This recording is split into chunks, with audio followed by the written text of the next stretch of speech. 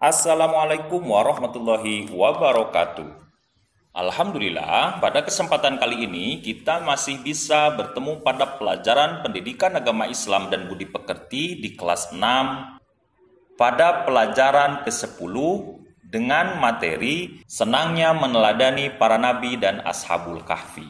Pada pertemuan kali ini, kita akan membahas tentang kisah keteladanan Nabi Yunus alaihissalam. Pun tujuan pembelajaran pada kesempatan kali ini adalah setelah kalian menyaksikan video ini, kalian dapat memahami kisah keteladanan Nabi Yunus alaihissalam dan kalian pun dapat menceritakan kisah keteladanan dari Nabi Yunus alaihissalam. Sebelum memulai pembelajaran kita, mari kita awali dengan membaca bismillah bersama-sama. Bismillahirrahmanirrahim.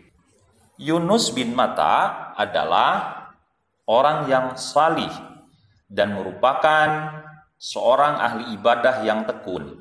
Beliau diangkat menjadi rasul ketika berusia 30 tahun. Nabi Yunus alaihissalam diutus oleh Allah Subhanahu wa taala untuk berdakwah kepada penduduk Ninawa di wilayah Mausil, Irak. Penduduk Ninawa menyembah berhala. Allah Subhanahu wa taala kemudian mengutus Nabi Yunus alaihissalam untuk mengajak mereka beriman dan menyembah Allah.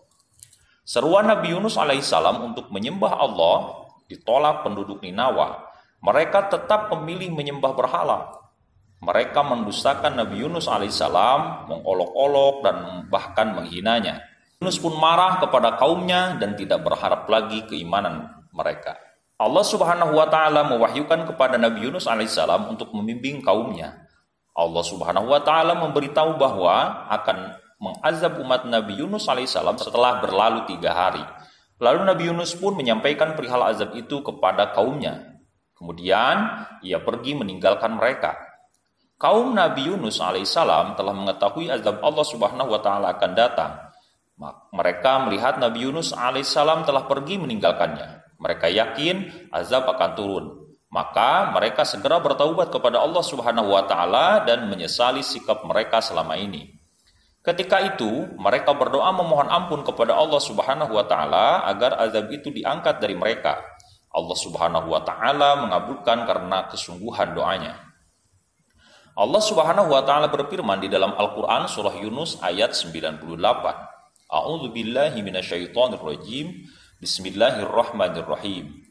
Falaula kanat qaryatun amanat fanafa'aha imanuha illa qauma Yunus lamma amanu kashafna anhum adzabal khizyi fil hayatid dunya wa matta'nahum ila hin.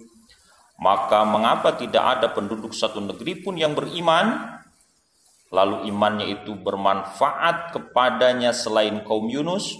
Ketika mereka, kaum Yunus itu beriman, kami hilangkan dari mereka azab yang menghinakan dalam kehidupan dunia. Dan kami beri kesenangan kepada mereka sampai waktu tertentu. Nabi Yunus alaihissalam tetap meninggalkan kampung kaumnya karena marah. Padahal Allah Subhanahu wa taala belum mengizinkannya. Nabi Yunus alaihissalam pergi ke tepi laut dan menaiki kapal. Pada saat Nabi Yunus alaihissalam berada di atas kapal, maka ombak laut menjadi dahsyat. Angin menjadi kencang dan membuat kapal menjadi oleng, hingga hampir saja tenggelam. Melihat keadaan demikian, nakoda kapal meminta barang-barang yang berat dilempar ke laut untuk meringankan beban. Setelah barang-barang berat dilempar ke laut, ternyata kapal itu tetap saja oleng hampir tenggelam. Maka para penumpangnya bermusyawarah untuk meringankan beban kapal dengan melempar seorang ke laut. Maka mereka melakukan undian dan ternyata undian itu jatuh kepada Nabi Yunus alaihissalam. Tetapi mereka tidak mau jika Nabi Yunus alaihissalam harus terjun ke laut. Maka undian pun diulangi lagi dan ternyata jatuh kepada Nabi Yunus alaihissalam lagi. Hingga undian itu dilakukan sebanyak 3 kali dan hasilnya tetap sama. Maka Nabi Yunus alaihissalam bangkit dan melepas bajunya, kemudian melemparkan dirinya ke laut. Pada saat bersamaan, Nabi Yunus alaihissalam melompat dari kapal, Allah Subhanahu wa taala mengirimkan paus besar yang langsung menelan Nabi Yunus alaihissalam dengan tidak merobek dagingnya atau mematahkan tulangnya. Nabi Yunus alaihissalam pun tinggal di perut ikan itu dalam beberapa waktu dan dibawa mengarungi lautan oleh ikan itu. Dalam riwayat dikisahkan bahwa Nabi Yunus alaihissalam berada dalam 3 kegelapan. Yang pertama, kegelapan di dalam perut ikan, yang kedua kegelapan lautan, dan yang ketiga kegelapan malam. Nabi Yunus alaihissalam tetap ingat kepada Allah Subhanahu wa taala dan memanjatkan doa kepadanya. Atas kesungguhannya dalam berdoa dan karena rahmat Allah Subhanahu wa taala, maka Nabi Yunus alaihissalam dikeluarkan dari perut ikan paus. Ia tiba di tepi pantai dalam keadaan sakit dan lemah. Setelah Allah Subhanahu wa taala mengembalikan kekuatan dan kesehatannya, maka ia segera kembali kepada kaumnya. Ternyata kaumnya itu menyambut kedatangannya dengan gembira. Tak kurang dari 100.000 orang telah diseru Nabi Yunus alaihissalam untuk menyembah Allah.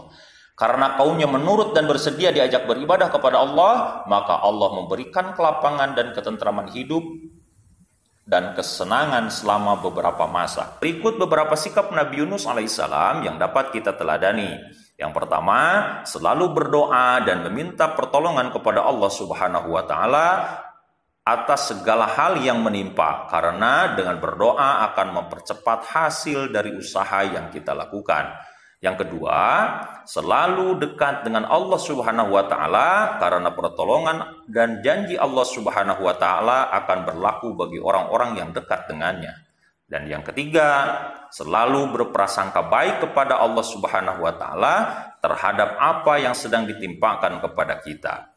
Adapun tugas pada pembelajaran kali ini adalah, silahkan kalian tuliskan menggunakan bahasa kalian kisah Nabi Yunus alaihissalam minimal dalam 2 paragraf, dan tuliskan pula keteladanan-keteladanan yang dapat kita teladani dalam kehidupan sehari-hari. Nah, demikianlah pembelajaran kita pada kesempatan kali ini. Mari kita akhiri pelajaran kita hari ini dengan membaca hamdalah bersama-sama. Alhamdulillahirabbil alamin. Sampai jumpa pada pembelajaran berikutnya. Assalamualaikum warahmatullahi wabarakatuh.